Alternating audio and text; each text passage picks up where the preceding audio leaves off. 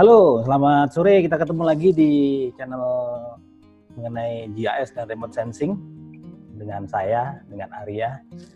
Gimana, sehat-sehat saja sementara kita hari-hari ini, atau mungkin minggu ini, jangan-jangan bulan-bulan ini terpaksa harus di rumah, tidak bisa kemana-mana.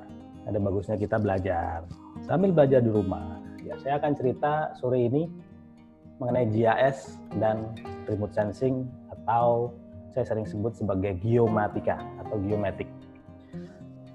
Hari ini saya akan bicara sedikit mengenai satu software GIS dan remote sensing tentunya yang cukup menarik, yaitu QGIS atau QGIS. Ya. Kami juga membuka kursus mengenai bagaimana cara menggunakan software ini tentunya. Oke, kalau kita bicara remote sensing, GIS atau teknologi geomatika, tentunya sebagai bagian dari teknologi itu sendiri adalah software. Ya, kita tahu. Kalau saya tanya kepada Anda, software apa sih yang paling kita kenal yang bisa melakukan pemrosesan untuk kegiatan atau pekerjaan-pekerjaan GIS dan mungkin remote sensing? Software apa? Ya, sebut aja namanya.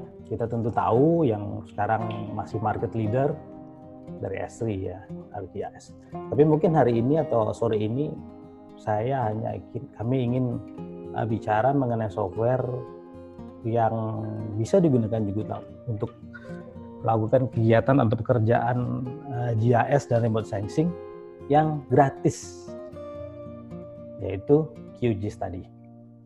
Oke, gimana sih sebenarnya keunggulan dan kehebatan, atau mungkin ya sama aja, dan apa kemampuan juga yang bisa dilakukan oleh QGIS ini? Tentunya silakan nanti teman-teman mengikuti kursus kami ya. Kursus mulai dari introduction, level 1 maupun level 2. Bagaimana kita menggunakan GIS untuk memanfaatkan teknologi GIS ini secara penuh untuk berbagai aplikasi. Oke. Saya akan share sedikit. Ya, ini Introduction to Quantum GIS atau QGIS. Ini adalah materi yang kita persiapkan untuk kegiatan training.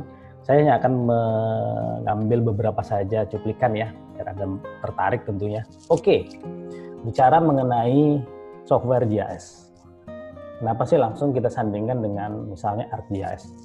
Ya, nggak ada masalah ya, nggak ada salahnya juga ya kan. ArcGIS itu masih market leader sekarang untuk software GIS. Ini di layar adalah salah satu website di geosgeography.com yang membandingkan antara software sebelah kiri dan sebelah kanan dengan QGIS tentunya. Ada banyak tentunya perbedaan, tapi juga banyak kesamaan ya. Masa sih banyak kesamaan? Nah, kalau kita lihat software yang sebelah kiri, ArcGIS, itu kita tahu untuk memakainya kita harus beli. Ya, harus beli loh ya. Nah, kalau mau memakai secara benar dan tentunya legal. Kalau QGIS memang dari sananya atau dari sononya, dari pembuatnya memang freeware, open source, gratis. Basic platform QGIS ada yang 32 bit maupun 64 bit. Launching ya cukup lama ya ArcGIS, makanya dia market leader. Dan kita di QGIS itu mensupport baik Macintosh, Linux, Unix, dan termasuk tentunya Windows. Unix sendiri atau Linux sendiri banyak sekali yang disupport, mulai dari Ubuntu atau Manjaro atau Fedora dan lain sebagainya. Banyak. Udah siap juga untuk mereka semua, untuk Linux itu semua ya. Functionality. Nah, ini saya ambil dari salah satu website Aegis Associates. Ini membandingkan antara functionality atau fungsi-fungsi di ArcGIS desktop versus QGIS. Kalau kita lihat di sini, hampir semua function, visualization, 3D visualization, view, query, printing, editing, analysis, termasuk web publishing, GIS web publishing, itu QGIS mampu melakukannya. Sekali lagi, QGIS itu dibangun oleh teman-teman programmer mulai dari tahun 2002, tepatnya dilahirkan Mei 2002. Masih gratis sampai sekarang, dari sampai sekarang, as a project and source forge. Ya, jadi memang proyeknya untuk shareware atau untuk openware, freeware gratis. Walaupun awalnya dulu hanya berjalan di Unix, Windows, dan Mac, sekarang sudah banyak software QGIS ini berjalan di Linux operating system. Yang pasti GUI, Graphical User Interface. Jadi mudah sekali memakainya. Atau dengan kata lain, user friendly, ya. QGIS itu support numbers of raster and vector. Ya. Dan seterusnya, detailnya tentunya nanti kalau ikut kursus ya kita bahas detail. Ini yang tadi, free license. Jadi QGIS adalah software GIS dan juga remote sensing yang free license. Kita tinggal download, kemudian kita install, dan kemudian kita pakai. Hebat pokoknya. Nah ini bisa di-download Windows, OS X, Linux, BSD, Android, termasuk ke handphone juga bisa loh Android. Ya.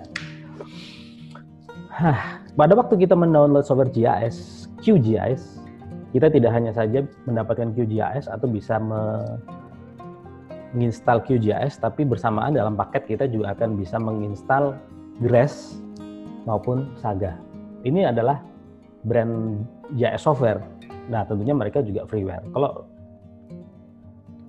angkatan-angkatan saya yang udah main GIS dari tahun 85 atau tahun 80-an, itu tahulah GRESS ya. Itu memang software yang masih dulu text based dan seterusnya, tapi itu legendaris. Dan ini pada waktu kita download QGIS, kita dapat juga software GRESS dan software Saga. Ada function-function yang ada di QGIS, tapi ada juga function-function yang ada di Saga dan GRESS yang sedikit berbeda, maybe more user friendly atau mungkin yang lebih mengena dalam kita menggunakannya. Nggak apa-apa, tinggal pilih. Dan ini kan freeware ya, jadi kita tinggal install dan kita bisa explore dan kita gunakan. Oh, ini penting. Sering-sering kita pilih software itu bingung dengan format. Kenapa? Kalau misalnya contoh simpel aja, Microsoft, kita buka Microsoft Office, begitu kita mau buka pakai software yang lain, mungkin formatnya ngacak dan lain sebagainya, atau bermasalah, nggak bisa dibuka dan lain sebagainya. Tapi QGIS itu memiliki data compatibility. Kalau dilihat dari sini, begini banyak data compatibility-nya. Jadi, dengan QGIS, saya langsung bisa bekerja dengan misalnya SHP file. Tidak perlu dengan filenya dia sendiri, kemudian pada waktu mau digunakan di software ArcGIS misalnya harus kita transport atau reformat, nggak perlu. Di QGIS kita langsung buka file dengan extension SHP misalnya. Advantage-nya, wah banyak sekali. Dan satu lagi advantage yang saya paling senang di QGIS itu adalah never stop developing. Jadi ada plugin repository yang dimiliki oleh QGIS dan gratis, dan ini bisa ratusan jumlahnya modul-modul aplikasi.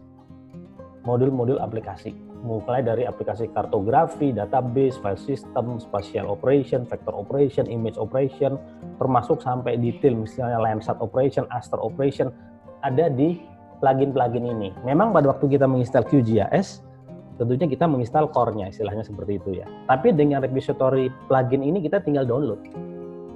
Banyak sekali ratusan, dan ini terus develop, terus nambah, dan terus nambah. Asik kan? Menarik kan? Atau kita mau bikin juga sebagai programmer, misalnya Anda programmer, pengen bikin aplikasi pluginnya, bikin. Nanti kita gunakan untuk QGIS ini dan bisa digunakan di seluruh dunia. Ini contoh-contohnya, ini contoh sedikit aja ya, banyak sih. Oh, banyak banget. Nah, ini contoh GRESS, Saga, dan seterusnya yang merupakan mereka aplikasi-aplikasi atau plugin-plugin yang ada di dalam software. Oke, ini sedikit cerita mengenai QGIS. Nah, kalau kita lihat website, wah banyak ya yang membahas mengenai QGIS, termasuk komparasi dan bagaimana QGIS ini operate, termasuk training-trainingnya. Ya, nah kami tentunya ingin Anda ikut bergabung ke kami untuk belajar mengenai QGIS. Kita belajar sama-sama aja ya, bagaimana mengoperate QGIS, mulai dari bagaimana membuka data, bagaimana membuat data, digitasi, sampai dengan membuka meregistrasi raster, sampai dengan analisis, multivariate analisis atau raster analisis, atau 3D visualization, itu nanti kita akan belajar. Oke?